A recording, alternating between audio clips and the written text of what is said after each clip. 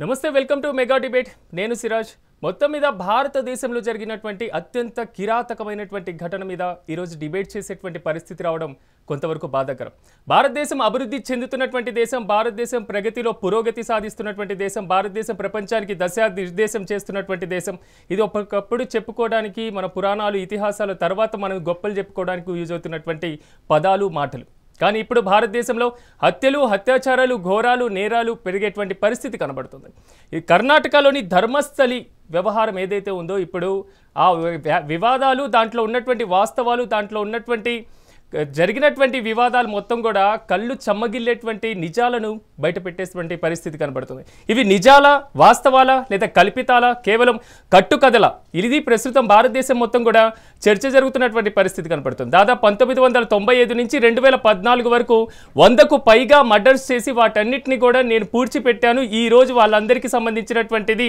నేను బయటకు తీస్తాను వారి అస్థికలు వారి కుటుంబానికి ఇచ్చే అంత్యక్రియలు పూర్తయ్యేలా చేద్దాం అని ఒక పారిశుద్ధ్య కార్మికుడు ఇచ్చినటువంటి కంప్లైంట్ ఇప్పుడు దేశవ్యాప్తంగా సంచలనంగా మారినటువంటి పరిస్థితి కనపడుతుంది ధర్మస్థలి అంటే ప్రధానంగా మనకి గుర్తొచ్చేటువంటి పదాలు చాలామంది కూడా వివరణాత్మకంగా చెప్పేటువంటి పరిస్థితి మతము ధర్మము ఒకే ప్రదేశంలో ఉండడం అని అర్థం కానీ ఇప్పుడు అక్కడ మతమున్న ధర్మం అనేది ఉందా ధర్మస్థలిలో ధర్మం కాపాడేటువంటి సిచ్యువేషన్ కనబడుతుందా మతపరమైనటువంటి వివాదాలు తలెత్తేటువంటి అవకాశం ఉంది కేవలం దేవాలయం మీద కొన్ని నిందలు మోపడానికి ఇలాంటి చర్యలు తీసుకుంటున్నారనేటువంటి వాదన ఒకవైపు నుంచి వస్తుంటే దీంట్లో ఉన్నటువంటి నిజాలు మొత్తం కూడా బయటికి తీసేటువంటి పరిస్థితి కనబడట్లేదు నిజాలను వెలికి తీయాలి పూర్తి స్థాయిలో విచారణ జరగాలని కూడా సామాజిక మాధ్యమాల్లో ప్రజలు కోరుతున్నటువంటి పరిస్థితి కనబడుతుంది మొత్తం మీద ధర్మస్థలి వ్యవహారం ఎటు తిరిగి ఎటు వెళ్ళేటువంటి అవకాశం ఉంది నిజంగా అన్ని హత్యలు అత్యాచారాలు జరిగినటువంటి ప్రదేశం మన భారతదేశంలో ఉన్నటువంటి ధర్మస్థలిలో జరిగిందా ఒకవేళ అదే నిజమైతే భారతదేశంలోనే కాదు కర్ణాటకకే కాదు ఒక తీవ్రమైనటువంటి మచ్చగా మారేటువంటి అవకాశం ఉంది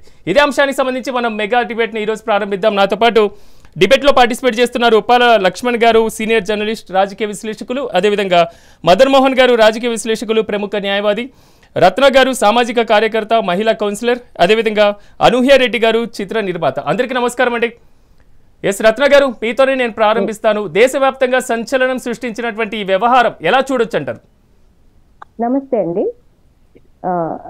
ఇది సంచలన వార్తే కాదు అతి దారుణంగా బాధాకరమైనటువంటి వార్త నేను ఒకటి చెప్పదలుచుకున్నాను తవ్వితే నిజాలు బయటపడతాయి ఒకే ఒక సింగిల్ లైన్ తవ్వితే నిజాలు బయటపడతాయి తవ్విన తర్వాతే ఆ నిజాల వెనకున్నటువంటి రహస్యాలని బయటకు తీయడం అన్నది ప్రభుత్వ బాధ్యతగా మనం భావించాలి ఎందుకంటే వందల సంఖ్యలో లెక్కకు లేనటువంటి సంఖ్యలో మరణాలు హత్యలు వాటిని గుట్టు చప్పుడు కాకుండా బూడ్చివేయడం అన్నటువంటి విషయం అంత సామాన్యమైన విషయం కాదు ఇవాళ 4 అడుగులు వేస్తే ఒక సీసీ కెమెరా 4 అడుగులు వేస్తే ఒక నిఘా విభాగం పనిచేస్తున్నటువంటి దేశంలో మరి వందలాది హత్యలు ఎన్ని చేతులు కలపకపోతే జరిగాయి ఎన్ని చేతులు కలపకపోతే ఈ నిజాలు కూడా పూడ్చిపెట్టబడ్డాయి తవ్వి పాతరేయబడ్డాయి అన్నది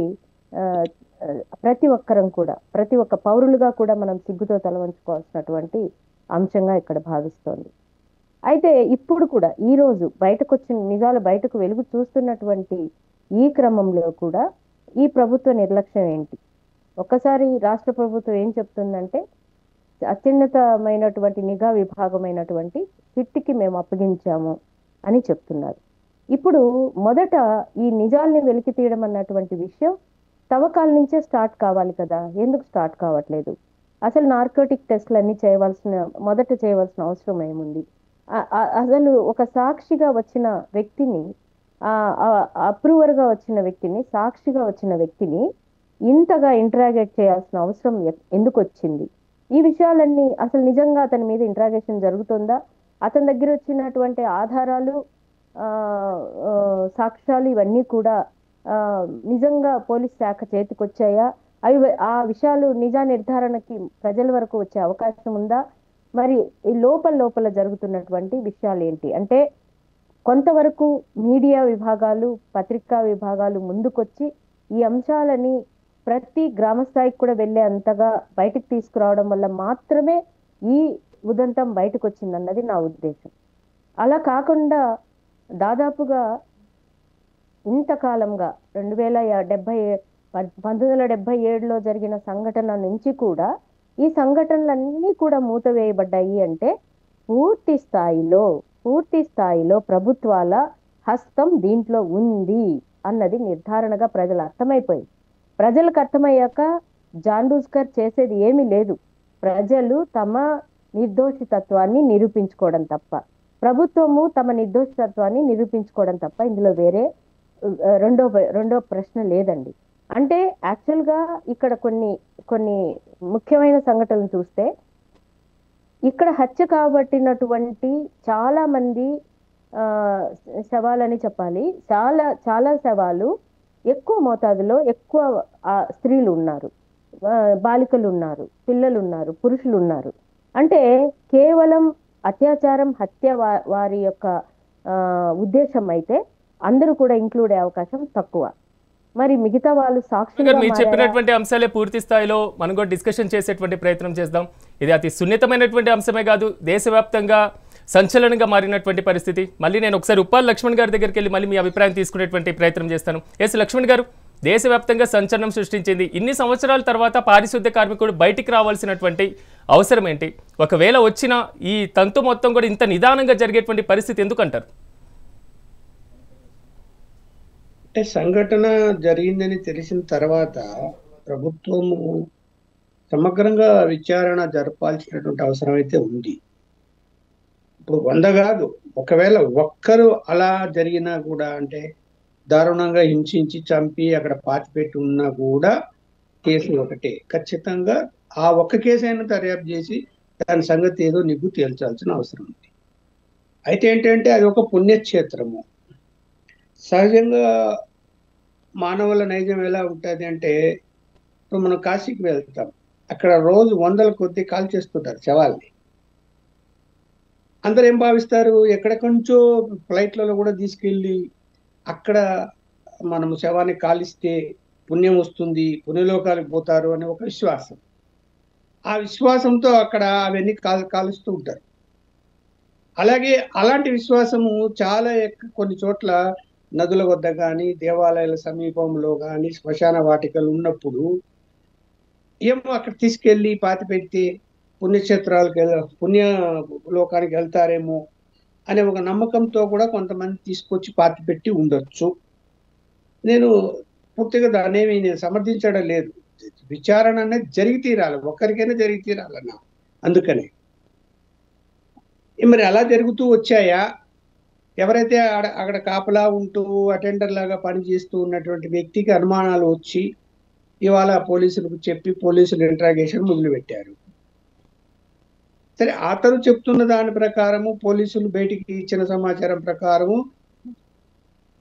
2015 నుంచి జరుగుతున్నవి, ఇలా శవాలు వస్తున్నవి, తీసుకొస్తున్నారు, ఇక్కడ పాతి పెడుతున్నాము అని చెప్తున్నాడు.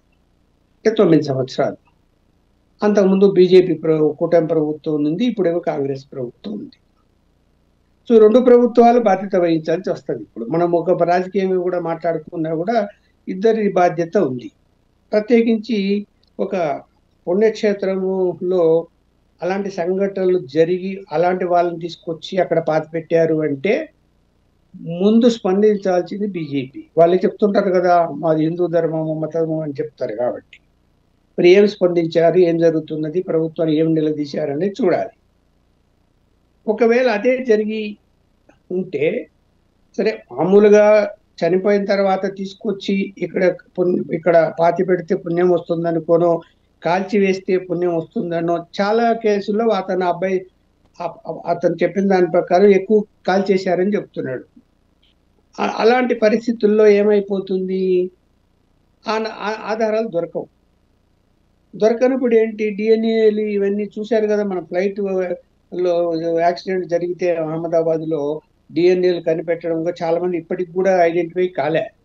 అంత ఈజీ కాదు. అంటే కాల్చి వేసిన తర్వాత శవం అలాగే ఉంటే గనక లోపల అది దాన్ని టెస్ట్ చేయడం, దాన్ని డిఎన్ఏ టెస్ట్ చేయడం, ఇదిగో ఈ డిఎన్ఏ ఉంది అని చెప్పి.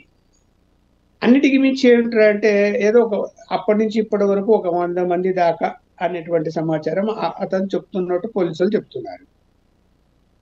100 మంది అయినప్పుడు ఎంతమంది ఒకవేళ అలా ఆడవాళ్ళని కానీ పిల్లల్ని కానీ తీసుకెళ్ళి అక్కడ పూడ్చిపెట్టడమో కాల్చేసో జరిగి ఉంటే ఎన్ని మిస్సింగ్ కేసులు నమోదయ్యాయి ఆ రాష్ట్రంలో, ఆ చుట్టుపక్కల. ప్రత్యేకించి ఎక్కడో దూరంగా ఉంటే అక్కడి నుంచి తీసుకెళ్ళి అక్కడికి శవాలను తీసుకెళ్లితే దారిలో పట్టుకుంటే రిస్క్ అవుతుంది అని ఆలోచిస్తారు. కాబట్టి సహజంగా ఆ చుట్టుపక్కల ప్రాంతాల్లోనే ఉండే అవకాశాలు ఎక్కువ ఉంటాయి. అందువల్ల ఆ చుట్టుపక్కల ప్రాంతాల్లో ఎన్ని మిస్సింగ్ కేసులు అభిప్రాయం ప్రకారం ఒకవేళ అలాగే అనుకున్నా అక్కడ శవాలన్నిటి కూడా పాతి పెట్టి లేదా అక్కడ అలా చేయడం వల్ల అంత్యక్రియలు నిర్వహించడం వల్ల పూర్తి స్థాయిలో కూడా పుణ్యం వస్తుంది. లేకపోతే పుణ్యక్షేత్రానికి వెళ్ళినప్పుడు అవి సర్వసాధారణంగా మనం చూస్తుంటాం, మీరు చెప్పినట్లుగా కాశీలో అలా ఈ విధంగా. కానీ అక్కడ అతని మాత్రం కాకుండా మిగిలిన వాళ్ళు కూడా చెప్పాలి కదా ముందు నుంచి అక్కడ శవాలు పూడ్చిపెట్టేటువంటి ఒక పద్ధతి ఉంది అనేది. ఇక్కడ ఎవరైతే మిస్సింగ్ అయిపోయిందో ఆ తల్లిదండ్రులు ఇప్పుడు, ఎందుకంటే ఈ విషయం బయటికి పొక్కింది అనుకున్నాం, ప్రచారం వచ్చింది, మీడియాలో వచ్చింది, అన్నిట్లో వచ్చింది, టీవీ ఛానల్స్లో వచ్చాయి, సోషల్ మీడియాలో వచ్చింది. కాబట్టి అప్పుడు అవన్నీ చూసి, ఇప్పుడు చూడని వాళ్ళంటూ ఉండరు, ఎందుకంటే ప్రతి ఇంట్లో సెల్ ఫోన్లు ఉన్నాయి. ఇప్పుడు చూడని వాళ్ళంటూ ఉండరు. బాగా విపరీత ప్రచారం జరుగుతున్నది గత 20 రోజుల పైన. ఖచ్చితంగా అరే మా అమ్మాయి మిస్సింగ్ అయిపోయింది, ఏమన్నా అక్కడ ఏమన్నా చేశారేమో అని చెప్పి వాళ్ళు అక్కడికి వెళ్ళి ఆ పోలీస్ స్టేషన్లో కంప్లైంట్ ఇవ్వాలి. లేదా అక్కడికి వెళ్ళకపోయినా వాళ్ళు ఏ ఊర్లో ఉంటే ఆ ఊరికి దగ్గరలో ఉన్న పోలీస్ స్టేషన్లో కానీ ఆ ఊర్లో పోలీస్ స్టేషన్తో కూడా కంప్లైంట్ ఇవ్వచ్చు. ఇప్పుడు సిస్టమ్ మార్చారు కదా, మనం ఎక్కడ ఉంటే అక్కడ కంప్లైంట్ ఇవ్వచ్చు. సీన్ ఆఫ్ అఫెన్స్ దగ్గరకి పోయి కంప్లైంట్ ఇవ్వాలని రూల్ లేదు. మళ్ళీ ఈ యొక్క ఎఫ్ఐఆర్ని అక్కడ ట్రాన్స్ఫర్ చేస్తారు. ఎంతమంది కంప్లైంట్ ఇచ్చారు అంటే ఇంతవరకు ప్రభుత్వం కానీ పోలీసులు కానీ ఇట్లా మిస్సింగ్ అయిన వాళ్ళు కంప్లైంట్ ఇచ్చినట్టు ఏం చెప్పడం లేదు. ఒకవేళ ఒకరో ఇద్దరో ఇచ్చి ఉంటే గనక ఆ ఇద్దరు విషయాలైనా తేలాలి. ఆ పిల్లలు ఎలా వెళ్ళారు, ఎప్పుడు వెళ్ళారు, ఎన్ని సంవత్సరాల క్రితం వెళ్ళారు. ఇప్పుడు మొత్తం 9 సంవత్సరాలు అంటారు, ఎన్ని సంవత్సరాల క్రితం వెళ్ళారు, వయసు ఎంత, చదువుకుంటున్నారా, ఇవన్నీ. అలాగే ఇంకోటి ఏం చెప్తున్నారంటే ఒక అమ్మాయి స్కూల్ డ్రెస్సులోనే కనిపించింది నాకు అని అతను చెప్పినట్టు. అదే నిజమైతే కనుక చాలా చాలా సీరియస్ మ్యాటర్, ఇది చాలా సీరియస్ మ్యాటర్. ప్రభుత్వం ఊరికే మీనమేషాలు లెక్క పెడతా కూర్చుంటే కుదరదు, చిన్న విషయం కాదు అది. ఒక మనిషి ప్రాణం అలా వాళ్ళు చేయగలిగినారు అంటే ఈ ప్రభుత్వంలో జరిగి ఉండొచ్చు, గత ప్రభుత్వంలో జరిగి ఉండొచ్చు. ప్రభుత్వం అంటే భయం లేనట్టే కదా, వీళ్ళేం చేస్తారు మన వాళ్ళని. అంతే. లక్ష్మణ్ గారు డిస్కషన్ చేద్దాం, ప్రతి అంశాన్ని మనం డిస్కషన్ చేసేటువంటి ప్రయత్నం చేస్తాను. అనూహ్య రెడ్డి గారు, చాలా వరకు ఈరోజు జరిగినటువంటి కొన్ని చిన్న చిన్న సంఘటనలు అంటే సినిమాలుగా వస్తున్నటువంటి పరిస్థితి కనబడుతుంది. అంటే సమాజంలో జరుగుతున్నటువంటి వాస్తవాలే చాలా వరకు సినిమాలుగా చిత్రీకరణ చేస్తున్నటువంటి నేపథ్యంలో ఇదొక సంచలనం. కానీ ఇది కట్టుకథన వాస్తవమా పూర్తి స్థాయిలో విచారణలో తేలేటువంటి పరిస్థితి కనబడుతుంది. ఈ అంశం మీద మీ అభిప్రాయం ఏంటి? పెద్దలందరికీ ఫస్ట్ శుభ సాయంకాలం అండి. అలాగే వచ్చేసి ఈరోజు ఫస్ట్ శ్రావణ శుక్రవారం, ఫస్ట్ ఆషాఢ మాసంలో వచ్చి స్టార్ట్ అయింది. సో ఈరోజు ఈ డిస్కషన్ గురించి మాట్లాడడం అనేది నిజంగా చాలా చాలా దురదృష్టకరం అనుకుంటున్నాను నేను. సినిమాలైనా సరే అండి, ఎప్పటి వరకు ఎక్కడైనా సరే డిస్క్రిమినేషన్ ఎలా ఇస్తాము అంటే ప్రతి ఒక్కరూ ఇంప్లిమెంట్ చెయ్యాలి అన్న రూల్ అనేది లేదండి. అదేంటంటే ఇవి కల్పితాలు మాత్రమే అని చెప్పేసి ఒక అవేర్నెస్ అనేది ఎలాగూ స్టార్టింగ్కి ముందే ఇస్తున్నాం. అలాగే జనాల్లో ఎలాంటి క్రూరత్వం మొదలైంది అంటే ఇప్పుడు అది అందరికీ వర్తించదు అనుకోండి. ఎలాంటి మూవీస్ వస్తున్నాయి అంటే అలాంటి మూవీస్కే లైక్ వచ్చేసి హిట్ చేస్తున్నారు తప్ప మిగతా వాటికి ఏంటిది ఫ్యామిలీ ఓరియంటెడ్ మూవీస్కి వాటిని హిట్ చేయకుండా పోతున్నారు. దాంట్లో ఏంటిదంటే మనకు సామాజికంగా జరుగుతున్నటువంటి పైశాచికాలు ఎలా ఉన్నాయో చూస్తున్నారా? ఎప్పుడో జరిగినటువంటి 1995 నుంచి 2014 వరకు స్టిల్ 100+ మర్డర్స్ నేను చేశాను, ఇలా పాతి పెట్టాను అనే ఒక వ్యక్తి వాంగ్మూలాన్ని మనం ఒక్క వ్యక్తి వాంగ్మూలాన్ని పరిగణలోకి తీసుకొని పూర్తి వ్యవస్థని కూడా అనుమానించాలి అని చెప్పేసి నేను అనట్లేదండి. ఎందుకంటే ఇక్కడ ప్రతి ఒక్క సెగ్మెంట్ ఉంటుంది, ఐటీ సెగ్మెంట్ ఉంది, సినిమా ఉంది, డిపార్ట్మెంటల్ ఉంది, ప్రతి ఒక్కరు లైక్ వచ్చేసి మీలాంటి మీడియా ఉంది. అంతెందుకండి గార్గ్ అనేది మీకు వచ్చేసి విధించారు కదండి, 8,842 వీడియోలని తొలగించి పడేసేయండి కోర్టే ఇచ్చింది. అంటే మీడియాకి హక్కు లేదా? మీడియాకి అలాంటి హక్కు లేకపోతే సినిమాలు తీసే మాలాంటి వాళ్ళకంటే మంచిగా చేస్తున్నాం అనుకోండి, ఒక రకంగా ఒక అవేర్నెస్ ఇస్తున్నాం అనుకోండి, కొన్ని చేస్తున్నటివి ఇలాంటివన్నీ అవేర్నెస్ జరుగుతున్న వాటికి జరుగుతున్నాయి, కొన్ని కల్పితాలు చేస్తున్నవి, కొన్ని మిర్చి మసాలా చేసి లైక్ భుక్తి కోసమా లేదంటే బిజినెస్ కోసమా అందులో లైక్ నటించాల్సిన వాళ్ళకి దెన్ వచ్చేసి పని చేయాల్సిన వాళ్ళందరికీ ఇస్తున్నాం. అవన్నీ పక్కన పెట్టేస్తే బట్ యాజ్ పర్ హ్యుమానిటేరియన్స్ గ్రౌండ్స్ కిందికి చూస్తే ఇది చాలా దారుణం, చాలా దారుణం. ఎలాంటిది అంటే ఇట్స్ నెంబర్ ఆఫ్ పీపుల్ నుంచి మనం తవ్వుకుంటూ పోతూ ఉన్నాం అనుకోండి. ఇంతకు ముందు మేడం చెప్పారు, అమ్మ నమస్తే అమ్మ, ఇంతకు ముందు ఎలా నమస్తే. చెప్పారు, ఇంతకు ముందు మేడం చెప్పారు ఎలా అంటే తవ్వుకుంటూ పోతే అంటే అస్థికలు కాదు కదా, వాటి రూపాలు కూడా పోవు. అంటే ఇప్పుడు ఒక సింపుల్ ఎగ్జాంపుల్ అండి, మనం మన ఇళ్ళలో వచ్చేసి ఎవరు కూడా ఎక్కడ కూడా ఏ మనిషి చనిపోకుండా లేరు, లేదంటే మన వంశాల్లో ఎలాంటి చావు లేకుండా లేదు, రైట్? సో ఎక్కడ చూస్తాం, ఒక ధర్మస్థలిలో అనే కాదండి, ఎక్కడైనా సరే మనము ఒక శ్మశాన వాటిక, ఎస్పెషలీ మనం పచ్చ తెలుగులో చెప్పాలంటే శ్మశాన వాటికలు అనేటివి కొన్ని పెట్టినాయి. ఎస్పెషలీ అలాంటి వాటిల్లోకి వెళ్ళి చేస్తున్నారు తప్ప ఇలాంటి పర్మిషన్ ఎవరు ఎక్కడికి ఇస్తున్నారు అనేది అప్పటి నుంచి అంటే 4-4 టర్మ్స్ నుంచి వచ్చినట్టు స్టిల్ ఇప్పటి నుంచి వచ్చినటువంటి గవర్నమెంట్ ఏం చేస్తుందండి, ఈ తవ్వకాలు ఇలా జరుగుతూ ఉంటే లేదంటే ఇలాంటి పుణ్యక్షేత్రంలో ఇలాంటి పుణ్యభూమిలో ఇంత గట్స్ తో ఒక వ్యక్తి వచ్చి నేను 100+ మర్డర్స్ చేసేసాను, ఇలా పాతి పెట్టేశాను అంటే అంత స్వతంత్రం అతనికి ఎలా వచ్చింది?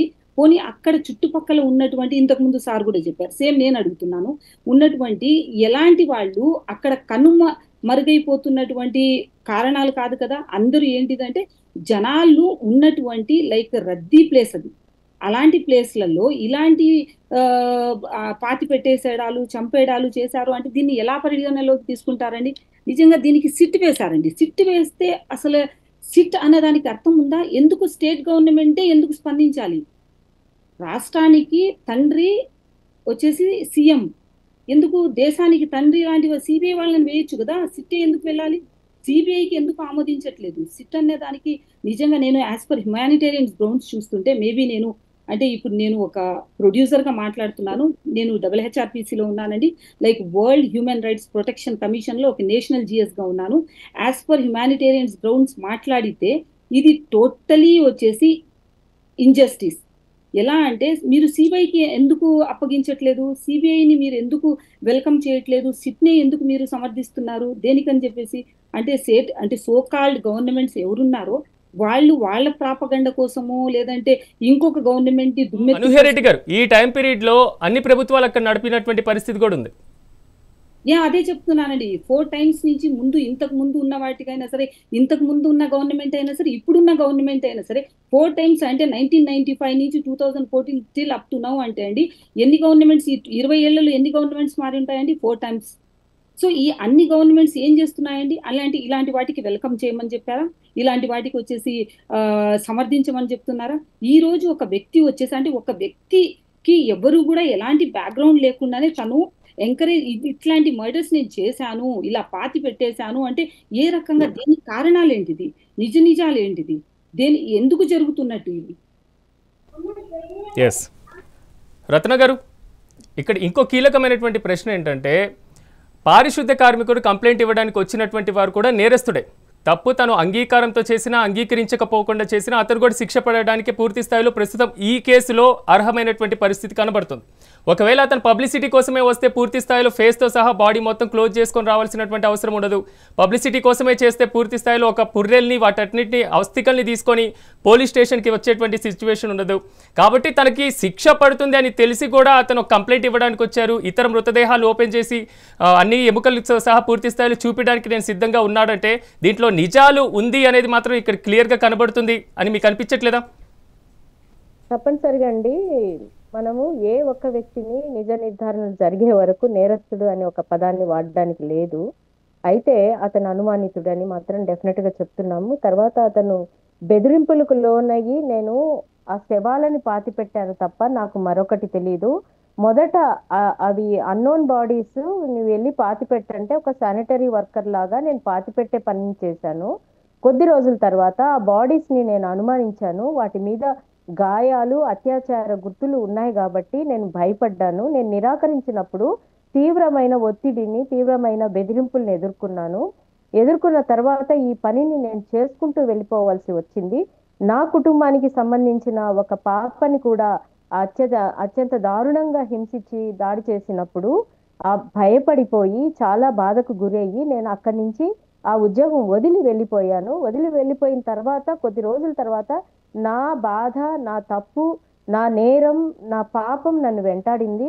ఆ బాడీని అలా వదిలేయడం వల్ల ఆ కర్మ నాకు చుట్టుకుంటుందన్న భయంతో నేను ఇవాళ వచ్చి మీకు అన్ని నిజాలు చెప్తున్నాను అని చెప్పారు. అతన్ని మనం ఏమనాలంటే అప్రూవర్ అనాలి. అప్రూవర్గా అతను మారాడు. ఇంకా మనం ఎవరం కూడా ఆయనని ఒక నేరస్తుడిగా పరిగణించడానికి లేదు. అప్రూవర్స్ నేరస్తులే, బట్ అప్రూవర్స్ కూడా క్షమించదగిన నేరస్తులని చెప్తారు. చట్టం దాన్ని పరిగణిస్తుంది. ఒకటి. రెండో విషయము, ఇందాక లక్ష్మణ్ గారు చెప్పినట్లుగా చాలా మంది మీద ఈ హత్యాకాండ కొనసాగినప్పుడు మనం ఇక్కడ స్త్రీల మీద అత్యధికంగా ఎక్కువ శాతము ఈ హత్యాకాండ కొనసాగిన తర్వాత పూర్తి చేయడం జరిగింది.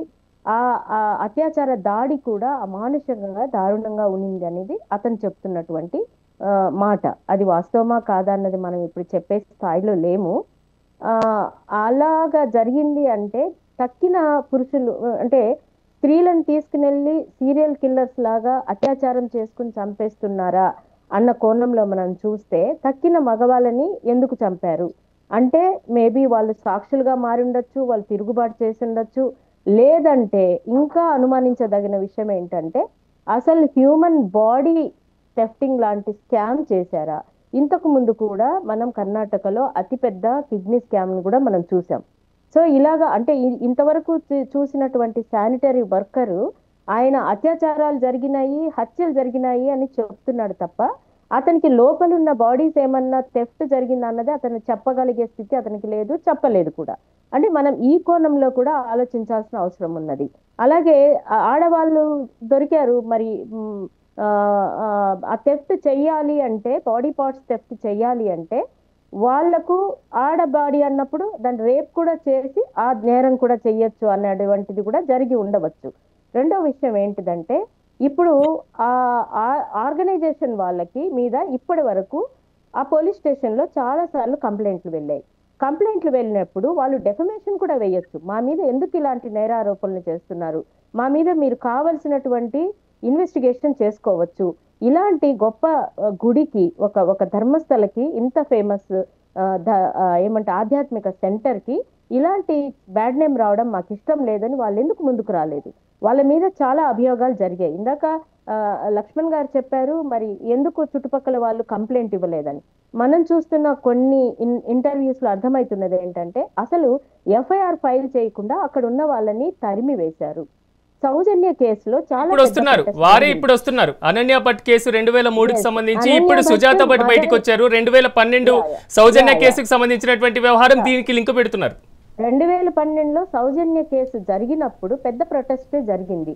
ఆ ప్రొటెస్ట్ కి ముందు తర్వాత అనన్య భట్ మదర్ వచ్చి అక్కడ క్యాంప్ వేసి ప్రొటెస్ట్ లో పాల్గొంటే ఆమెను సీక్రెట్ గా మంచినీళ్ళలో మత్తుమంది ఇచ్చి ఆమెను తీసుకుని ఆమెను చిత్రహింసలు గురి చేసి మీరు కంప్లైంట్ ని డ్రాప్ చేసుకోవాలి అని చెప్పారు. చూడండి, ఇన్ని విషయాలు జరిగినా ఇవి చేస్తున్న వ్యవస్థ ఎవరు, ఇవి చేస్తున్న పర్టికులర్ వ్యక్తి ఎవరన్నది మాత్రం ఇంతవరకు ఒక్క ముక్క కూడా బయటికి రాలేదు. అంటే ఈ ఘోర కలిలో విభాగాలు ఉన్నాయి, పోలీసు విభాగాలు ఉన్నాయి, ప్రభుత్వ విభాగాలు ఉన్నాయి, 100% ఉన్నాయి కాబట్టి కనీసం ఆ వ్యక్తుల పేర్లు గాని ఆ వ్యవస్థ పేర్లు గాని కొన్ని వందల హత్యల తర్వాత కూడా ఆఖరికి బాధితులు కూడా వాళ్ళ పేర్లు రివీల్ చేయలేనంత సీక్రెట్ గా ఇవి జరిగాయంటే ఇట్స్ నాట్ పాసిబుల్. ఇది ఏ ఒక్కరో ఒక వ్యవస్థ ఒక 10 మంది చేసిన పని కాదు. దీంట్లో ప్రభుత్వాలు వ్యవస్థలు ఇన్వాల్వ్డ్. దీన్ని ఖచ్చితంగా ప్రజలు నమ్ముతున్నారు. తప్పనిసరిగా ఓపెన్ కోర్ట్స్ జరగాలి. సిట్ విభాగము ఏం చేసిన ప్రతి స్టెప్ ని ప్రజలకి వివరించాల్సిన అవసరం ఉంది. అలాగే థ్యాంక్ఫుల్ టు యూ, మీలాంటి మీడియా చాలా విషయాల్ని బయటికి తీసుకొస్తూ ధైర్యంగా మాట్లాడుతున్నాయి. రెండో పెద్ద సాక్ష్యం ఏంటంటే దీని మీద వీడియోలు చేసిన ప్రతి వీడియో ఎందుకు డిలీట్ అయింది? మొత్తం మీద దేశవ్యాప్తంగా సంచలనం సృష్టించినటువంటి ధర్మస్థలి వ్యవహారం ఇప్పుడు దేశాన్ని కుదిపేస్తుంది. మరి ముఖ్యంగా కర్ణాటకలో ప్రజా ఆందోళనకి తీవ్రమైనటువంటి కారణంగా మారుతుంది.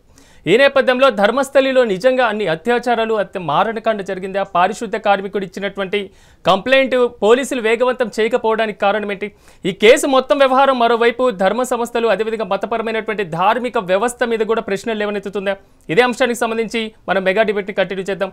ఎస్ లక్ష్మణ్ గారు, మొత్తం మీద ధర్మస్థలి వ్యవహారం మాత్రం చాలా వరకు ధార్మిక వ్యవస్థ వాటి ధార్మికమైనటువంటి సంస్థల మీద ప్రశ్నలు అనేక లేవనెత్తుతుంది. ఈ కోణంలో చూడొచ్చు అంటారా? నిజంగా కేవలం కొంతమంది పోలీసు అధికారుల ప్రోద్బలంతోనే జరిగి ఉంటే వారు ఇంత 20 దశాబ్దాలుగా అంటే 2 దశాబ్దాలుగా కూడా అక్కడ ఉండి ట్రాన్స్ఫర్ అవ్వకుండా ఇలాంటి కారణానికి వారు కూడా కీలకమైనటువంటి పాత్ర పోషించేటువంటి అవకాశం ఉందంటారా? అంటే మనం అంత పెద్ద పెద్ద ఏదో కుట్ర జరిగిపోయినట్టు మనం ఊహించాల్సినటువంటి అవసరం లేదు. వాస్తవాలు బయటికి వచ్చేంత వరకు అక్కడ ఏంటి, పక్కన ఉన్నటువంటి నదిలో కూడా కొన్ని శవాలు కొట్టుకొచ్చాయని కూడా అతను చెప్పాడు. నదిలో శవాలు కొట్టుకురావడం అంటే రకరకాల కారణాలు ఉంటాయి. మనం కరోనాలో చూసాం కదా, కరోనాతో చనిపోతే గ్రామాలలో భయపడిపోయి తీసుకెళ్లి పక్కన ఉన్నటువంటి నదిలో శవాలను పడేస్తా వచ్చారు. పూడ్చిపెట్టడానికి కూడా ఇష్టం లేకుండా నదిలో వేస్తే సరిపోతుంది అని. అందువలన ఇది 2019 నుంచి 25 వరకు అంటే ఇప్పటి వరకు అని అనుకున్నప్పుడు కరోనా టైం కూడా అప్పుడు ఉంది. అందువలన అసలు ఆ శవాలు తీసేయని బయటికి నదిలో నుంచి కొట్టుకొచ్చి అక్కడ ఆగాయి, ఒడ్డున అవి తీసుకొచ్చాను, వాటిని పాతి పెట్టానని కూడా అబ్బాయి అతను చెప్పాడు. 2014 తర్వాత ధర్మస్థలికి పారిశుద్ధ్య కార్మికుడు రావడం ఇప్పుడే కంప్లైంట్ ఇవ్వడానికి. అంటే ఒకటి ఏంటంటే, ఏదైనా రాజకీయ ఒత్తిళ్ళుండి అందులో ఎవరైనా రాజకీయాలకు నాయకులకు వాళ్ళ పిల్లలకు సంబంధించిన అంశం ఉంటే ఖచ్చితంగా ప్రెజర్ పెడతారు. ఆ విషయం బయటికి రానికుండా అక్కడ దేవాలయాల అధికారులతో కానీ పోలీసులు కానీ చెబితే మనకెందుకు వచ్చినాయి గొడవ అని చెప్పి సైలెంట్ గా ఉంటారు. సహజంగా జరిగే ప్రక్రియ అది. అలా ఏమన్నా జరిగిందా? సపోజ్ ఇది యాక్చువల్లీ వెరీ సారీ అండి. అసలు ఏ విషయాన్ని ఎక్కడ మనం డైవర్ట్ చేయాల్సిన అవసరం లేదు. ఎందుకంటే శవాలు కొట్టుకొచ్చాయా, పాతిపెట్టిన శవాలు కూడా ఉన్నాయి, శవాలు కొట్టుకొచ్చాయా లేకపోతే కరోనా టైంలో జరిగిందా అంటే అక్కడ పుణ్యక్షేత్రం కాబట్టి మరి అక్కడ కూడా ఖననాలు కాల్చడాలు జరిగాయి. అంటే స్త్రీల శవాలు అత్యాచార గుర్తులతో బట్టలు తీసేసి ఎవరు అక్కడికి వచ్చి కాల్చుకోవాలని ఎవరు ఆశించరండి. అంటే జరిగిన 1-2 శవాలు కొట్టుకొచ్చి ఉన్నాయి అని కూడా అనుకున్నా, వందల సంఖ్యలో అత్యాచారాలకు గురైన శవాలని నేను పాతి పెట్టాను అని అతను చెప్తున్నాడు. మనం కూడా ఊహాగానాలు చేస్తున్నాము. అసలు ఖననాలు చేస్తే తవ్వితే అక్కడ ఉన్నాయా లేవా అనేది ఎందుకు బయటపడదు? ఫస్ట్ ఆఫ్ ఆల్ ఇదే ప్రశ్న ఇప్పుడు తీవ్రంగా ఉత్పన్నమవుతుంది. తవ్వితే అక్కడ అస్థి పంజరాలు బయటకు వస్తాయా లేదా అన్నది తెలిసినప్పుడు దాని ద్వారా అసలు అక్కడున్న వాళ్ళు నిజంగానే శవాలను ఇక్కడ పాతి పెడతారా లేదా పాతి పెట్టరు అన్నప్పుడు అవి అన్యాయంగా తీసుకొచ్చి ఏదో దారుణం చేసి అక్కడ పాతి పెట్టిన శవాలుగా బేసికల్ ఇన్ఫర్మేషన్ లో మనం గుర్తిస్తాం. దాని తర్వాత జరిగే ఇన్వెస్టిగేషన్ కరెక్ట్ గా వస్తుంది. కానీ ఎప్పుడో కోవిడ్ లో జరిగి ఉండొచ్చేమో, మరి అక్కడ వచ్చి శవాలు ఎక్కడి నుంచో కొట్టుకొచ్చే కరెక్ట్ కాదండి. అత్యాచారాలు జరిగిన అనేక బాడీలని నేను చూశాను అని చెప్పాడు అతను. నేను పాతి పెట్టాను అని చెప్పాడు. 100 మందిలో జరిగింది అని చెప్పలేదు. అత్యధికంగా క్లియర్ గా. రెండోది వాడు వచ్చి చెప్పినంత మాత్రాన మొత్తం ఏదో జరిగిపోయింది సమాజంలో, మాట్లాడేలాగా సౌజన్య కేసులో అన్ని రకాల ఆధారాలు బయటకు వచ్చాయి. కొన్ని కేసులు అలా జరిగితే వదిలిపెట్టడానికి వీలు లేదు అని రకరకాల ధర్మస్థలి అన్న విషయము మీరు అతి పవిత్రమైనదిగా భావిస్తారు. రత్న గారు ఒక్క నిమిషం ఉండండి. రత్న గారు రత్న గారు నేను మళ్ళీ మీ అభిప్రాయం తీసుకునే ప్రయత్నం చేస్తాను. ఒక్క నిమిషం. జరగలేదు, 10 జరిగిన అత్యాచారాలే కదా, 10 జరిగిన దారుణాలే కదా, దారుణాలే కదా. సీరియస్ గా కేసు బుక్ చేసి నీకు తెలుసాలని చెప్పాను. 1 జరిగినా అని చెప్పాను నేను. 1 జరిగినా వదలొద్దని. ఇప్పుడు ఇందాక మేడం చెప్పినట్టు ఏంది, సిబిఐ వాళ్ళకి ఇవ్వాలి కేసు, ఇస్తే గానీ అసలు సంగతి బయటికి రాదు. ఇప్పుడు ఒకసారి మనం రాజకీయాలు ఆలోచిద్దాం. ఆ పిల్లగాడిని ప్రత్యర్థి రాజకీయ పార్టీల వాళ్ళు ఎన్నికలు రాబోతున్నాయి కాబట్టి వాడిని క్రియేట్ చేసి వానికి డబ్బులు ఇచ్చి అవన్నీ చెప్పించి ప్రభుత్వాన్ని బదనాం చేయాలనే ప్రయత్నం చేసి ఉంటారు అనుకుందాం అనుకోండి. అప్పుడేం చెప్తారు సమాధానం? చెప్పలేం కదా. తప్పనిసరిగా జరుగుతాయి. మరి నేనేమంటున్నా, ఇవి 20 ఏళ్ళ నుంచి జరిగినాయి కాబట్టి అన్ని ప్రభుత్వాలు ఇన్వాల్వ్ అయినట్టే మనకు నిజంగా ఆధారాలు దొరుకుతున్నాయి. కానీ లక్ష్మణ్ గారు రత్న గారు ఒక్క నిమిషం ఏమి జరగడం లేదు ప్రాపర్ గా. లక్ష్మణ్ గారు మీరు చెప్పిందే వాస్తవం అనుకుందాం. మీరు చెప్పిందే ఒకవేళ జరిగేటువంటి పరిస్థితి కనబడితే, రత్న గారు ఒక్క నిమిషం, లక్ష్మణ్ గారు మీరు చెప్పిందే కరెక్ట్ అయితే, ఒకవేళ అదే జరిగి ఉంటే గత 20 సంవత్సరాల్లో జరిగినటువంటి ప్రభుత్వ పరిపాలనలో ఏ ప్రభుత్వం మీద బురద జల్లాలి ఈ వ్యవహారానికి సంబంధించి? 9 సంవత్సరాలే 20 సంవత్సరాలు అనన్య భట్ కేసు జరిగినప్పటి నుంచి ఇష్యూ ఉన్నది. అనన్య భట్ కేసు జరిగినప్పటి నుంచి ఇష్యూ బయటకున్నది. అంతకు ముందు కూడా ఒక శవము బయటపడిందని అప్పుడు ఏదో కేసు కట్టారని తప్ప జరిగింది 2015 నుంచి ఇప్పటి వరకు అంటే 9 సంవత్సరాలు దాటిపోయింది. ఈ 9 సంవత్సరాల కాలంలో నేను అక్కడ పనిచేశాను కాబట్టి చెప్తున్నానే అతను అంటున్నాడు. అంతకు ముందు ఎప్పుడు అలా కేసులు బయటపడినట్టు ఏమీ ఆధారాలు లేవు. ఎప్పుడో ఒకసారి 2028లో 2068లోనూ ఎప్పుడో ఏదో కేసు అక్కడ దొరికింది అని చెప్పారు అంతే తప్ప ఇప్పుడు ఇష్యూ అంతే ఏంటి? ఈ యొక్క 9 సంవత్సరాల్లో 100 మందికి పైగా నేను పూడ్చిపెట్టి ఉంటాను, కాల్చి ఉంటాను అని అతను చెప్తున్నాడు కాబట్టి మనం చర్చిస్తున్నాము. కానీ అవి వాటికి సంబంధించిన ఆధారాలు దొరకాలా? అలాగే ఇప్పుడు ప్రచారం జరుగుతున్నది కాబట్టి ఎవరైనా తల్లిదండ్రులు ఆ కుటుంబ సభ్యులు వచ్చి ఇదిగో మా ఇంట్లో పాప మిస్ అయిపోయింది, కేసు బుక్ అయింది కానీ ఇంతవరకు తెలుసలేదని నిలదీసి అడగాలి. దానికి ప్రతిపక్ష పార్టీలు కూడా నిగ్గు తేల్చే విధంగా పనిచేయాలి. అక్కడ ఎందుకుంది ప్రతిపక్ష పార్టీలు? వాస్తవాలు ఏంటి అక్కడ తెలియాలి కదా. నిద్రపోతున్నారా వాళ్ళు? ఏమన్నా వాళ్ళ పీరియడ్లు ఎక్కువ జరిగాయా? పోనీ బీజేపీ పీరియడ్లు ఏమైనా ఎక్కువ జరిగాయా? మన ఎందుకు వాళ్ళు పెద్దగా దాన్ని ఇష్యూ చేయడం లేదు? ఖచ్చితంగా ఇది ఒకవేళ రాష్ట్ర ప్రభుత్వము నిర్లక్ష్యంగా వ్యవహరిస్తే దర్యాప్తులో ఎవరైతే నష్టపోయి ఉంటారో తల్లిదండ్రులు, చాలా అత్యంత బాధాకర అంశం అది బయటికి రావాలి. అది ఎవరైనా కానీ ఖచ్చితంగా సిబిఐకి ఇవ్వాలి. దాన్ని డిమాండ్ చేయాలి అందరు కూడా. లేకపోతే ఎలా వస్తుందండి? వాళ్ళు లోకల్ పోలీసులు ఎలా ఉంటారు తెలుసా? ఇప్పుడు మనం చూసాం కదా, ఏదైనా ఒక సంఘటన మా అమ్మాయి కనపడలేదని పోలీస్ స్టేషన్ పోతే ఏం చదువుకుంటుంది, మీ అమ్మాయి వయసు ఎంత, 10th క్లాసు 12th క్లాసు 12 ఏళ్ళు 13 అంటే ఎవరో ఫ్రెండ్స్ తో జత ఏంటాడు పోయింటారు, ఎత్తుకోపడి అంటారు, కేసు కట్టారు. కానీ ఇంకోటి కూడా లక్ష్మణ్ గారు ఇన్ని సంవత్సరాల తర్వాత వాటిని వెలికి తీస్తే పిల్లలు ఉంటారని ఆలోచించారు వాళ్ళు పోలీసు వాళ్ళు. ఓకే, ఇన్ని సంవత్సరాల తర్వాత లక్ష్మణ్ గారు ఇన్ని సంవత్సరాల తర్వాత వాటిని వెలికి తీస్తే డిఎన్ఏ పరీక్షకే సిద్ధమైతే కుటుంబాలు వస్తాయంటారా? ఎవరు వస్తారు అక్కడికి? అంటే మీరు ఎవరు వస్తారని వితండ ప్రశ్న వేయకండి. ఒక విలేజ్ లో ఒక ఇంట్లో ఒక ఆమె కనపడలేదు అంటే ఊరంతా తెలిసి ఉంటది. ఇన్ని సంవత్సరాల నుంచి కనపడలేదని ఎవరైనా చెప్తారు. ఇదిగో మా ఊర్లో పలాని కుటుంబానికి సంబంధించిన ఆమె కనపడలేదండి అని సమాచారం ఇస్తారు. చదువుకున్న వాళ్ళు, తెలివి ఉన్న వాళ్ళు, విజ్ఞానవంతులు వాళ్ళు ఆ ఇంటి వాళ్ళు ఇవ్వకపోయినా ఇతరులైనా ఇస్తారు. ఈ ఊర్లో కనపడలేదు అని చెప్తారు. ఇప్పుడు అందరికి తెలిసిపోయింది కాబట్టి ముందంటే చెప్పలేదు.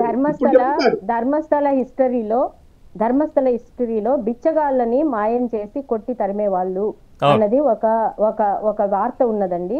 వాళ్ళల్లో అత్యధిక శవాలు బిచ్చగాళ్ళ అయి ఉండవచ్చు అన్నటువంటి అనుమానం కూడా ఉంది. బిచ్చగాళ్ళ గురించి ఎవరు కంప్లైంట్ ఇవ్వరు. 50% కొంతమంది వచ్చిన వాళ్ళు అసలు ఎఫ్ఐఆర్ బుక్ చేయకుండానే పోలీస్ స్టేషన్లలో బెదిరింపులు జరిగేవి అనేది లక్ష్మణ్ గారు చెప్పినట్టు అందరూ బెదిరిపోతారా? పోరు కదా. వచ్చే వాళ్ళు కంప్లైంట్లు ఇచ్చి ఉన్నారు. అన్నోన్ బాడీస్ కిందనే అసలు కనపడలేదు, మిస్సింగ్ అనే దాని మీద ఇవాళ దేశంలో కూడా అత్యధిక స్థాయిలో ట్రాఫికింగ్ గురైన వాళ్ళు కానివ్వండి, మిస్సింగ్ కేసులు కానివ్వండి, కోటాను ఉన్నాయి. ఏవి నిగ్గుతేలినాటివి ఉన్నాయి. అవి పట్టించుకునే తీరిక ప్రజలకు లేదు, వాటి మీద వర్క్ చేసే సోయి అసలు పోలీసులకు లేదు. పోలీసులకు 24 గంటలు రాజకీయ నాయకుడి ప్రాణం ఎలా కాపాడాలి, దుర్మార్గుల కేసుల్ని ఎలా డీల్ చేయాలి అన్న దాని మీదే ఉంటుంది తప్ప సామాన్య ప్రజల్ని కాపాడే పోలీసు వ్యవస్థ లేకపోవడం మన సిగ్గుచేటండి. సిగ్గుచేటు ఈ దేశానికి. రైట్. అనూహ్య రెడ్డి గారు ఏం చెప్తానని ఇప్పుడు మేడం చెప్తున్నారు, సార్ చెప్తున్నారు. నేను ఒకటే చెప్పేది ఏంటిదంటే, లైక్ పుణ్యభూమిలో తవ్వకాలు జరగడం క్షేత్రశుద్ధికి అంత మంచిదైతే కాదు. అది ప్రతి ఒక్కరూ ఖండిస్తున్నారు, ఖండించాలి కూడా. అది మతపరమైన సరే, రాజకీయ పరమైన సరే, నేను వచ్చి వ్యక్తిగతమైన సరే, ఇలాంటి వాటికి ఎవరు కూడా సమర్థించట్లేదండి. కానీ ఇక్కడ మనం ఇస్తున్న మెసేజ్ ఏంటిదంటే, హైకోర్టు ఎలాగూ వచ్చేసి మన వీడియోస్ దెన్ వచ్చేసి 8,000 వీడియోలు డిలీట్ చేయించారు అని చెప్పేసి అంటే నియర్ బై 9,000. ఇప్పుడు మనం మాట్లాడుతున్న మెసేజ్ వచ్చేసి ఎవరికి అందలేదో వాళ్ళందరికీ చేరాలి తప్ప, అది పాజిటివ్ వేలో ఉండాలి తప్ప, ఇక్కడ మనము ఏం మాట్లాడుతున్నాము, దేనికి మాట్లాడుతున్నాము అన్న మెసేజ్ అయినా వాళ్ళకి వెళ్ళాలి కదా. అంటే ఇక్కడ ఉన్నటువంటి డిస్కషన్స్ లో ఆర్గ్యుమెంట్స్ అంటే ఇది ఒక డిబేట్, మనం వచ్చేసి జనానికి ఇవ్వబోతున్నటువంటి మెసేజ్ ఇది. ఈ మెసేజ్ ని మనమే కంక్లూజన్ చేయకుండా ఇవ్వకుండా ఉంటే దీన్ని కూడా డిలీట్ చేయమంటారా చెప్పండి? దీన్ని కూడా డిలీట్ చేసే పరిస్థితి రాకూడదు కదా. అంటే ఇచ్చే మెసేజ్ ఎలా ఉండాలి అంటే, ఇప్పుడు సెంట్రల్ గవర్నమెంట్ అయినా సరే, స్టేట్ గవర్నమెంట్ అయినా సరే, అది ఎప్పటి గవర్నమెంట్ అయినా సరే, ఏ పార్టీ అయినా సరే, ప్రతి ఒక్కరూ సామాజికంగా అయినా సరే, దీని వచ్చేసి వ్యక్తిపరంగా అయినా సరే, ప్రతి ఒక్కరూ బాధ్యత అనేది వహించాలి. ఒక ధర్మస్థలిలో వచ్చేసే కాదండి, ఏ పుణ్యక్షేత్రంలో అయినా సరే ఇలాంటి దౌర్భాగ్య పరిస్థితి రాకూడదు. ఫస్ట్ ఆఫ్ ఆల్ ఆ వ్యక్తికి సంబంధించిన అతను వచ్చి చెప్తున్నాడు అంటే రీజన్ ఏంటిది? మీరు కూర్చోబెడతారా, లేదంటే బెదిరిస్తారా, భయపెడతారా, లేదంటే బుజ్జగిస్తారా, whatever it may be. మీరు సిబిఐకి ఎందుకు ఇవ్వట్లేదు, సిట్టే ఎందుకు తీశారు? Then what is the reason of to going for SIT? కానీ అక్కడ ప్రతిపక్ష పార్టీ అధికారంలో ఉంది కాబట్టి, కేంద్రంలో వేరే వాటి అపోజిషన్ పార్టీ కేంద్రంలో రూలింగ్ చేస్తుంది కాబట్టి సిబిఐని ఆహ్వానించేటువంటి పరిస్థితి లేదేమో. సో సిబిఐని చూడండి, ఇలాంటివి అంటే జనానికి సంబంధించిన విషయం ఉన్నప్పుడు ఇది పార్టీలకు అతీతంగా జరగాలండి. ఇది జనానికి, ఇది ప్రజలతో ఓట్లు కావాలి మీకు, ప్రజల నుంచి ఓట్లు రావాలి మీకు, ప్రజల నుంచి ఎన్నుకోబడాలి మీరు. ప్రజలకి అన్యాయం జరిగినప్పుడు దాన్ని ఖండించడానికి పార్టీలు ఉండవా అండి, గవర్నమెంట్లు ఉండవా అండి? సో ఎందుకు ఎన్నుకోబడ్డారు వీళ్ళంతా? సో అది జనాలు అక్కడ ఉన్నటువంటి వాళ్ళు, మనం ఇక్కడ ఉన్నటువంటి వాళ్ళము, మనం కొంతమంది ఒక లిమిటెడ్ సర్కిల్లో వచ్చేసి చూస్తున్నాము, మాట్లాడుతున్నాము. కానీ ఎంతో మంది దీన్ని ఖండించి ఉండొచ్చు కదా. పోనీ మీ నోటీస్కి వచ్చిందా? మీరు వచ్చేసి జనాల్లోకి వెళ్ళి, పబ్లిక్లోకి వెళ్ళి దీనికి వచ్చి అవేర్నెస్ చేసి మీరు వాళ్ళని క్వశ్చన్ అడగండి, జనాల నుంచి వాళ్ళ ఒపీనియన్ తీసుకోండి. ఇలాంటి వాటిని స్వాగతిస్తారా? సో ఇలాంటి వాటిని ఎవరు స్వాగతించినప్పుడు జనాల పరంగా వాళ్ళ వాయిస్ని ఇక్కడ మీడియా పరంగా మీ ముందు మేము మీకు తెలుసు కాబట్టి, మీరు మాకు తెలుసు కాబట్టి, కొంతమందికి మనం జస్టిస్ చేస్తున్నాం కాబట్టి, కొన్ని ప్రొఫెషన్స్లో ఉన్నాం కాబట్టి ఈ ఇన్ఫర్మేషన్ ఇస్తున్నాం. Then what about common people? వాళ్ళ నుంచి ఆలోచించండి. ఎక్కడికైనా వెళ్ళాలి అనుకుంటే భయంతో వణుకుతున్నారు. ఏ ఫ్లైట్ ఎక్కాలన్నా భయమే, ఏ బస్ ఎక్కాలన్నా ఏం జరుగుతుందో, ఈవెందో వచ్చేసి రోడ్డు మీదకి వెళ్ళి నడుచుకుంటూ మన ఫుట్పాత్ల మీదకి వెళ్ళాలన్నా ఏదొచ్చి ఏం నొక్కు తెస్తుంది, ఏదొచ్చి ఏం గుద్దుతుందో అని చెప్పేసి జనాలు అరిచేతుల్లో పట్టుకొని వాళ్ళ ప్రాణాలని అలా గుప్పెట్లో పట్టుకొని వెళ్ళిపోతున్నారు.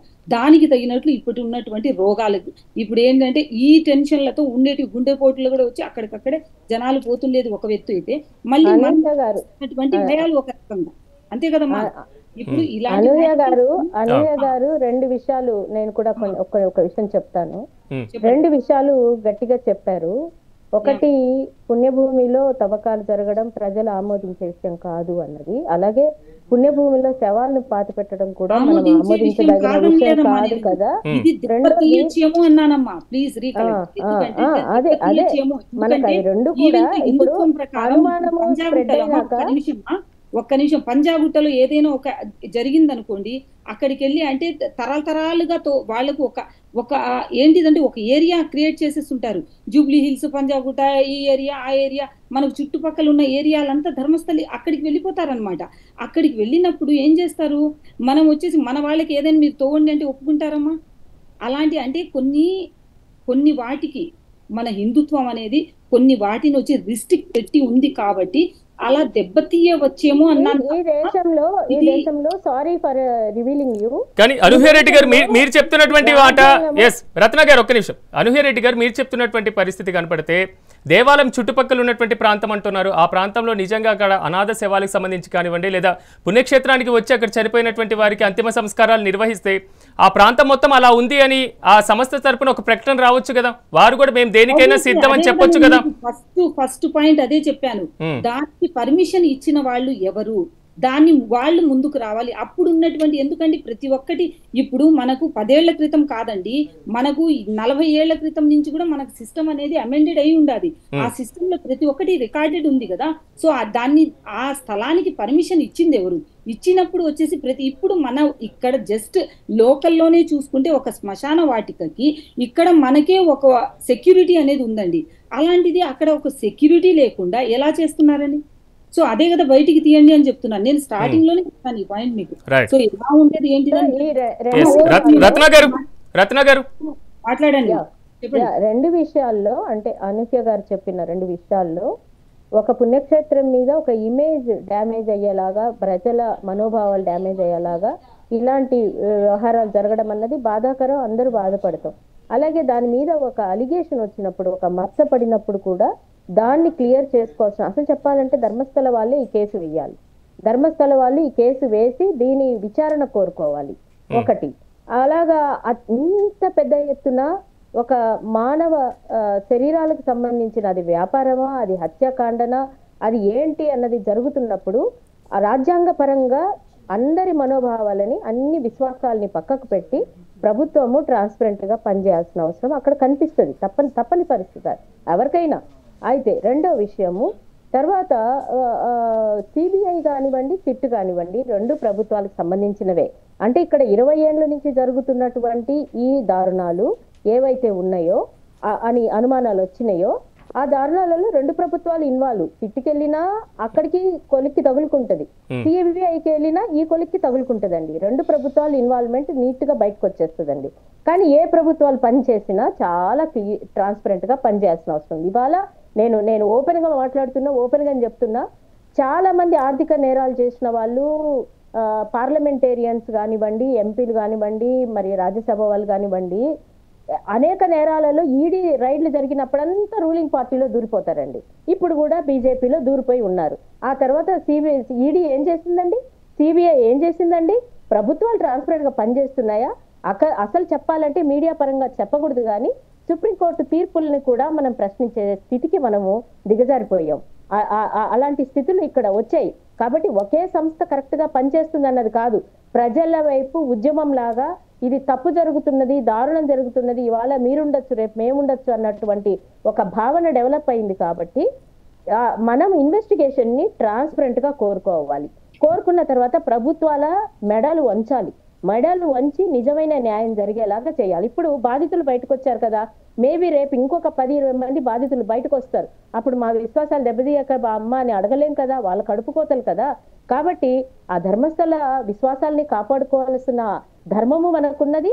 అలాగే ప్రజల విశ్వాసాలని కాపాడాల్సిన, ప్రజల మాన ప్రాణాలకు రక్షణ కల్పించాల్సినటువంటి ధర్మాన్ని కాపాడాల్సిన ధర్మము మనకున్నది అని నేను భావిస్తున్నాను. కానీ ఇంకోటి రత్న గారు, ఒక చివరి ప్రశ్న, ఆలయ పవిత్రతను దెబ్బతీసేందుకు మాత్రమే ఇలా కుట్ర పన్నుతున్నారు అంటున్నారు దానికి సంబంధించినటువంటి వ్యక్తులు.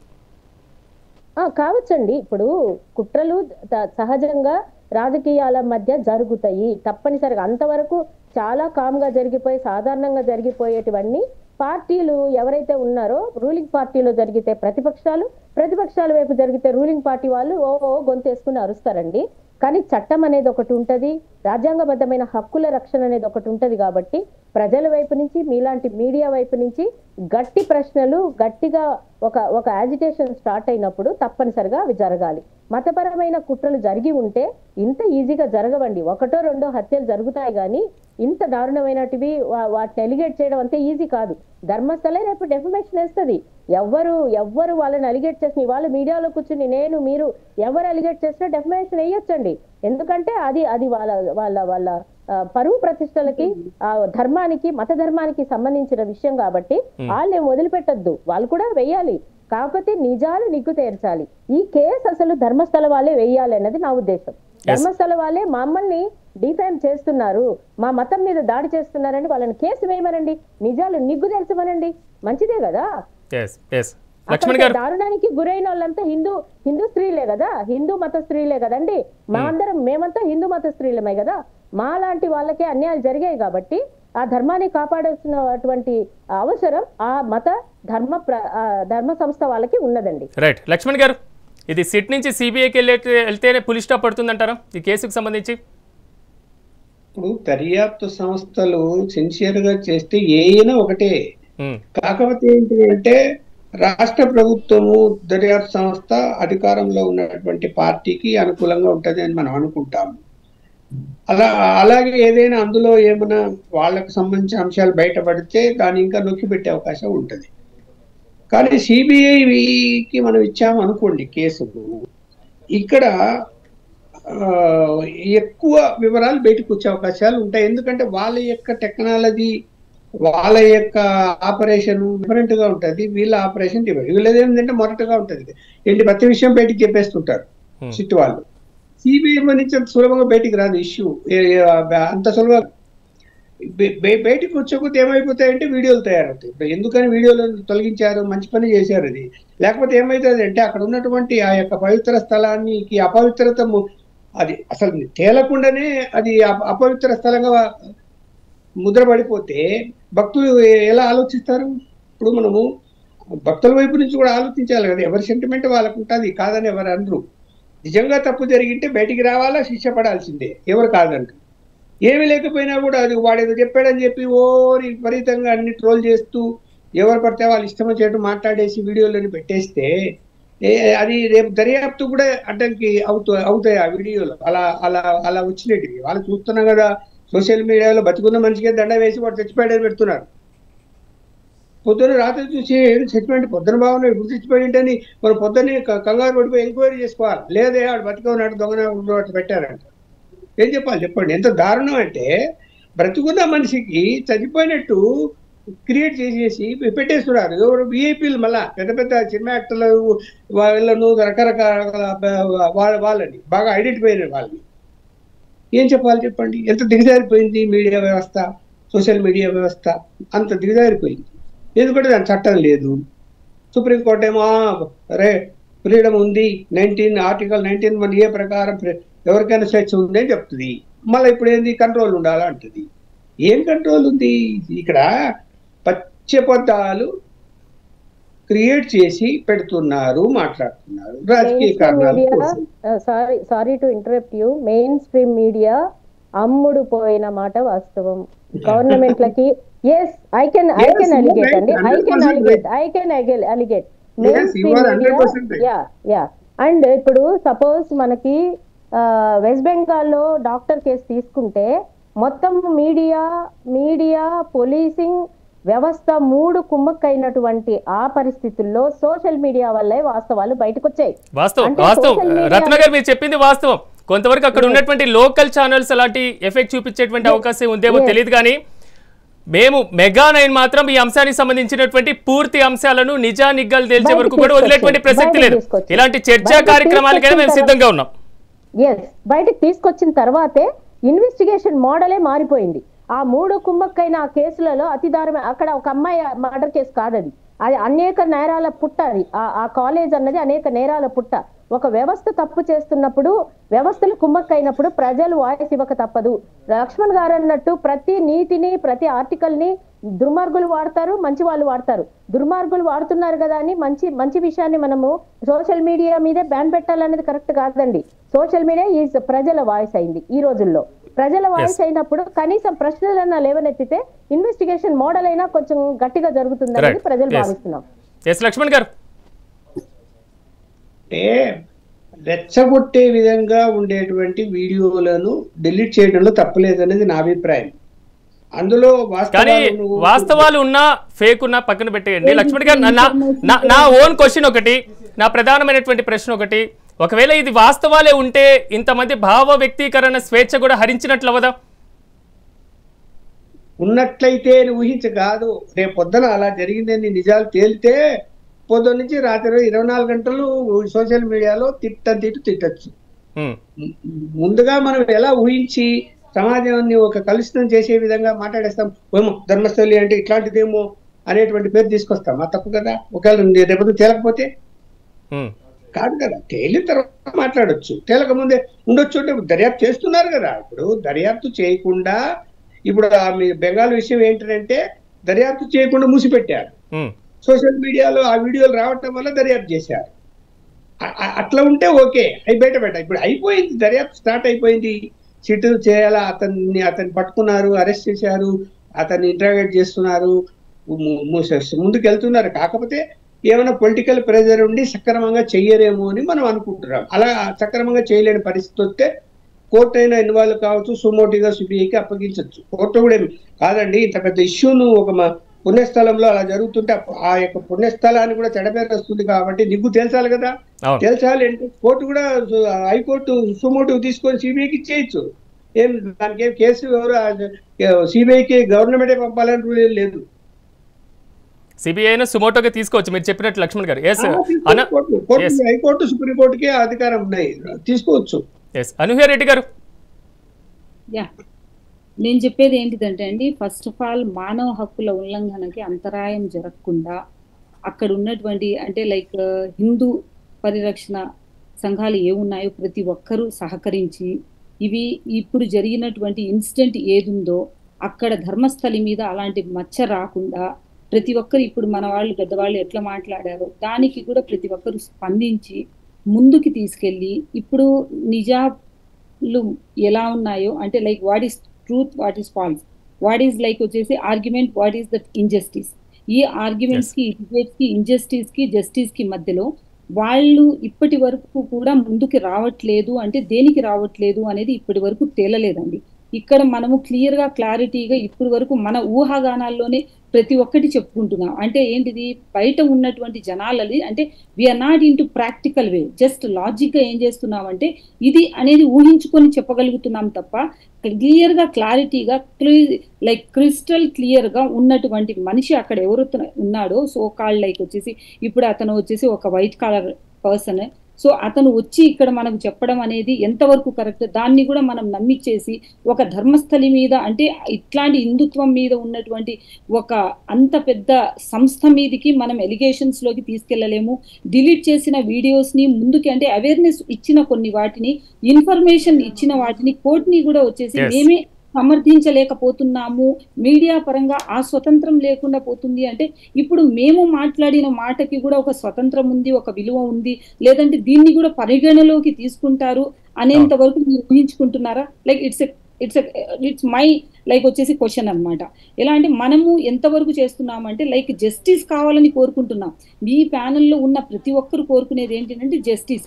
అక్కడ ఉన్నటి వాళ్ళు ఎవరు ఉన్నారా, ఎవరు లేరా, ఎవరు వచ్చేసి కంప్లైంట్ చేశారా, చేయలేదా, బట్ వచ్చేసి లాభం పొందిన వాళ్ళు ఏ రకంగా లాభం పొందారో మనకు తెలియదు. కానీ ఇంతమంది చనిపోయారు అంటే ఆ వంశానికైనా ఆ ఫ్యామిలీకైనా ఈవెన్ దో వచ్చేసి ఆ స్ట్రీట్ కి సంబంధించిన ఒక మంచి చెడు అనే ఒక సామాజిక కర్త ఎవరో ఒకరు ఉండి ఉంటారు కదా అందులో.